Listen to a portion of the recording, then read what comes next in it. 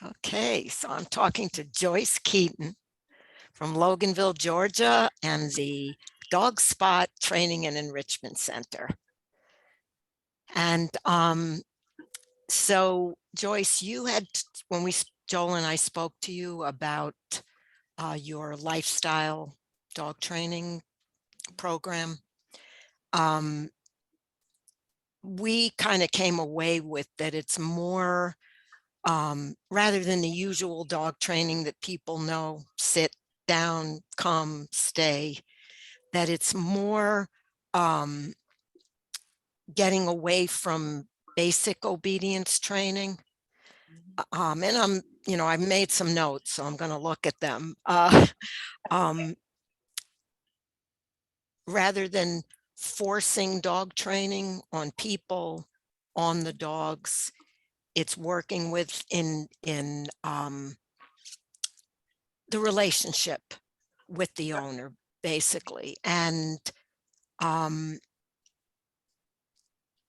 think one of the questions I had for you, which you just said you were going to send us some material on it, is the kind of real life situations that clients call you about. They adopted a dog. It's rushing at their guests and scratching them, jumping on them. They're barking nonstop all day. So can you start from there maybe and just talk a little bit about how you approach that? Yeah, the first thing we do is talk about the lifestyle that the person has. Are they full-time employed? Or do they work outside the home? Are they active? Are they more couch potatoes? What is it that their lifestyle is, so that they're trying to fit this dog into that. And then I talk to them about the dog. What did you like about the dog? What is your reason for getting this specific dog? And now that you have the dog, what is it that you don't like? What's bothering you? Yeah. And then I start to talk to them about the perspective from the dog side. Well, do you think your dog likes everything that you're doing? Is this a relationship that you're building? And so we start to have that discussion, which kind of eases them into the idea that this isn't just a one-sided endeavor. We're not just dealing with, I want my dog to do this, this, and this. We're working on building a relationship. And instead of using any word that resembles training, I prefer to use relationship building and education. So it's an education for the human. They're going to learn from their dog and be educated on what they need to do to have a better relationship. And then the dog, of course, is going to obtain a relationship on what they need to do to have a better relationship with the human. So it's, sure, sit is important. Sure, come is important. Waiting at doorways, all of that stuff is very important. But it doesn't need to be taught in the traditional way of, okay, every day I want you to spend 10 minutes working on this. Instead, when you're with your dog, what do you do in this situation? You're feeding your dog. What is it that you do? What is your dog doing? What does your dog want? What do you want? And so you look at the full picture and you say, okay, well, I want my dog to sit when I have the food. Well, I tell people all the time that, first of all, your dog already knows how to sit. They know how to lay down. They know how to stand on 4 feet. They know how to come to you. They know this already. It's inherently in them. So we don't really need to teach that at all. What we need to teach is, I'd like you to do it when this happens. And because the dog wants the food, it's very easy to help them understand that I'm going to give you this food if your butt hits the ground. So, because you both have one. I want to sit. The dog wants the food. Yeah. And so, of course, there's patience. You have to, there is, you have to understand technique, management. So I work all of that in there. But instead of working on just a sit, saying, okay, I just want to teach you how to sit, we build it into the events of the life. So doorway, same thing. And if you teach this way, the dog sees the benefit of sit, and then it becomes a much easier behavior for them to pull from their repertoire of behaviors that they already know. So it just makes it so much more simple. And then it's also easy for the human, because they're just sitting something into what they're already doing instead of trying to add to their already very busy schedule. And that, you know, that's just a really simple one, is, you know, getting your dog to sit in order to get things they want. You know, then there's a little bit more complicated ones. And, you know, how do you get your dog to understand to wait at a doorway and not bolt through? Yeah. No, there's a little bit more technique involved in that. You have to be a little bit more patient. But you know, they have to remember this is an education. When you first walk to that door and you've got a dog that's bolting through the door, your dog's in preschool, and so are you. You're both preschoolers at that point. And so you've got to graduate to kindergarten together and then into first grade and second grade. So this isn't something that just happens overnight too. You're not just going to, you know, teach dogs to have their butt plastered to the ground for you walking through the door and then inviting them through. There's concepts that you have to work on with your dog. Right. So you have to, you know, it's the education of working together and keeping your dog engaged and wanting to be engaged, which is why everything is done with games. Everything is done with some sort of a reward system, whether it's affection or food or a toy or access to what they want. Right. It's amazing how quickly dogs learn because they're involved. They're getting to make decisions. You know, you're not just forcing them with a leash, you know, confining, you know, grabbing a leash and pulling them back, or, you know, pushing their hiney down so that they don't have a choice but to put the butt down. Right. You're making it really beneficial and interactive. And so, you know, we see our weight work now that we're doing it more on a relationship building concept, and You're talking about weight so they don't bolt out a door. At a doorway, yeah, just right, yeah, right, which is let your dog so out, important, yeah. Yeah, how many times a day do you let your dog out? I mean, if you're like me, it's about 100. You know, constantly get outside, go potty, you know, come back in. And it's you know, but it's when you're in that relationship and you say, okay, well, I'm going to pause at the doorway, and you know, I'm going to have a handful of cookies. And if my dog looks at me, hey, here's a cookie, thank you very much. You know, reaching for the doorway, and the dog looks at you again, here's a cookie, yay. It doesn't have to be the full college education. They don't need to do the master's level behavior. They can do the preschool behavior, which is, hey, you just need a little bit of attention, a pause and attention at the door. You didn't just boom. Joyce, do you find that works, that doing the preschool, starting there, does it work for the owner as well as for the dog? It takes the pressure off the owner to have everything happen so quickly. You know, they're not, instead of looking at the final finished behavior of this is the picture I want. Yeah. You say, okay, well, how would, if you're in preschool, how would you look at this? I mean, okay, say we want you to know algebra and trigonometry. So we're going to teach you how to add first. First, we're going to teach you what numbers are, and then we're going to teach you how to count, and then we're going to teach you how to add those numbers together. Right. And so, you know, a look is teaching a dog a number. You looked at me, number one, yay. You know, you pause. You know, I put my hand on the door, and you just paused and looked at me. That's, now you know number 1 and 2. So we're starting to count. Okay, we're getting there. And so it takes the pressure off, because the person isn't feeling so anxious to get perfect behavior out of their dog. They understand it has to build. It's a process, but you're doing it through your daily living. You're not just, you know, again, you're not doing these sessions. Now you can do some extra sessions, which of course is going to benefit the overall behavior, because the more homework you do, the more practice you do, the better everybody's going to get. But just by virtue of you adding some exercises, you know, some education into what you're already doing, you're learning how to be you're learning what you need to do with the dog for them to learn what they need to do with you. So it's two-way street. And I get so excited about it, because I see the relationships blossoming and people actually working with their dogs every time they're with them, not just to teach them something new. Yeah, and I would assume it takes the pressure off of them in terms of, you know, especially people who are working all day, and then, oh, I got to spend 10 minutes to practice, and I can't, and my dog's never going to improve. And so this, as you said, is incorporating it into what you call lifestyle dog training. Yeah, I think we need to start looking at, when we're teaching clients, We need to really start teaching them that this is a two-way street. You know, your dog, you're in a relationship with your dog. And so everything you do with them is an opportunity to teach. Just like when your dog is with you, that's an opportunity for you to learn something from them. You know, To learn about them, you mean? yeah, for the About dog to what learn their about the human, needs the are. human to learn about the dog. Absolutely. What does your dog like?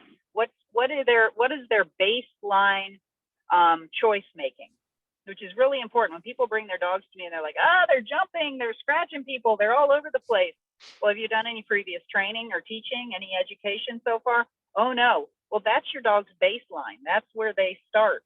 You know, that's what they're doing based on their own biology or their own psychology, you know, what they're thinking.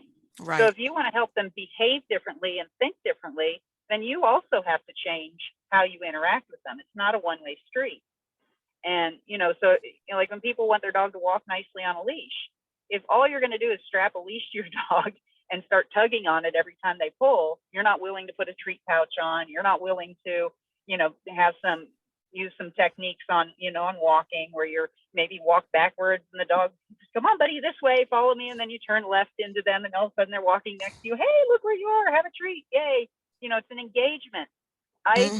When I see people walking down the street with headphones on or staring at their phone and their dog's attached to a leash, I'm like, what are you doing? You're supposed to be having a relationship walk with your dog. This is supposed to be something you do together. So if you're not paying attention to your dog, if you're not helping your dog understand what you want, then they're just going to do their own thing, which is sniff, chase squirrels, you know, lunge, bark at the end of the leash. I mean, they're going to get a lot of information from their environment because they're not getting any information from you. Right. So it really, when I say lifestyle training, when you bring a dog into your life, you have to be ready to engage with that dog, just like you would when you get into a relationship with a human. You know, if your partner just suddenly goes dead on you, you know, they just don't want to have any interaction with you. You're just going through life separately with no engagement, no, you know, not know each other, you're not doing things that make your partner happy. They're not doing things that make you happy. You know, you're just not doing that. It's going to be a bad relationship and you're both going to go off and do your own thing. You know, open communication is an important thing. We need that open communication with our dogs. And so I really, with my clients, I have a big conversation with them about what is the lifestyle you're looking for. And that if you want that lifestyle, this is the type of relationship you need to work on building with your dog because they will give it. The dog, it's amazing how dogs want to do anything to interact with us, to enjoy engaging with us. Right. And to have unrealistic expectations. Yeah. And I was thinking that once you talk to them and find out what their lives are about and already what they're seeing in their dogs, that you can come up with a plan and a program for them so that, as you said, they get in sync with each other. And that's terrific. I remember when you got your new dog and you guys were struggling, you know, you guys were having some trouble, but you worked on the relationship. You worked on figuring out what she needed. And, you know, you guys had already had a list of things that you needed, you know, that you absolutely needed for this dog to fit into your life. And you worked on it. And what I know, you guys are happy. And we're still learning. Yeah. Oh, it's still constant. Learning because as you know, some dogs take a longer time to come into their own when they've been adopted at 3-4 years old. And you know, we're learning and every breed's, you know, you may get, like we got another elk hound, but she's very different than the one we had as a puppy in Manhattan. So but I mean, my goodness. To keep in mind is, do you stay the same over the years? Absolutely not. Don't. We change, we learn, we have different likes and dislikes based on, you know, who we're hanging out with, what we're doing, where we are in life. We have to give that same freedom to our dogs. We can't expect to say, okay, I taught my dog this and now we're done. It's an ongoing relationship until that dog passes away. And so, you know, when people bring older dogs to me and they say, oh, well, they're so much different than they used to be. It's just, you know, we're struggling with this and this. I'm like, well, what have you done to help your dog, you know, keep engaging with you and understanding what your changing life also needs from them, because they're learning Right. constantly. I mean, Yeah, yeah. Kiva here has suddenly started barking at things outside the car. She's never done that before. We're driving around. She sees things that she's been with me now for about 4 months. And so she's seeing things now like she's never seen before. She's paying more attention. She's more comfortable. So she's watching out the window. She's seeing things, but Sure. she's not quite sure what to make of them. So I can continue and just, yell at her every time she decides to start barking at something. Or I can start tossing her cookies when we see things outside the window and she's looking at them. So she understands, oh, that I should stay nice and calm. This is something that's good. I'm going to have a good association here. Mm-hmm. I see a person, cookies fly. I see a car drive by, cookies fly. I see a dog walking down the street, cookies fly, And so that's my job, to make sure the relationship she's getting the information from me in our relationship of what I want her to do, so that she can feel better and behave better when Right. she sees something, because if she misunderstands it or doesn't understand it, she's going to act like a dog. This is terrific, Joyce. This is terrific, and can't wait for us to learn more details. Though you've given a lot of your lifestyle dog training, and this I mean, to me it sounds like you've just, I know you have a lot of experience in rescuing dogs, in rehabilitating dogs with really difficult behavior issues, training private clients, running a doggy daycare with, and all of your expertise in enrichment. This I can see that this is like a coming together of all of your experience with all these various areas of working with dogs. And it's terrific. And the training world out there is so much more knowledgeable than it used to be. There's so much more information available to us to help us understand dogs, from the hormones in their brains to, just how their brains function overall, to what dogs really are. What is it? Body language. What are we seeing? We know so much more about, little tiny facial expressions that we just never knew before. Yeah, yeah. And then there's these trainers out there that I personally am not very creative, and I'll admit that. But there are some amazing trainers out there that are so creative in coming up with programs and different games and processes and techniques. And so there's really no excuse for trainers not to educate themselves and really move their programs forward to it being more relationship building, as opposed to looking at it one-sided and saying, I just want my dog to do this, this, this, and this. Yeah. That's all great and dandy, but we know how that's not beneficial. But I have to disagree with you, because I know that because of all of your experience with actually hands-on and working dogs, and and observing, and your chance to have a daycare and to see how dogs react, dogs with each other, you have that piece too, which is why we are really excited about the thought of working on a course with you in the future. So yes, yeah, you are creatives, and no question about that. So thank you, Joyce. Welcome. Thanks so much, and we will talk again soon. All right, look forward to it. Thank you.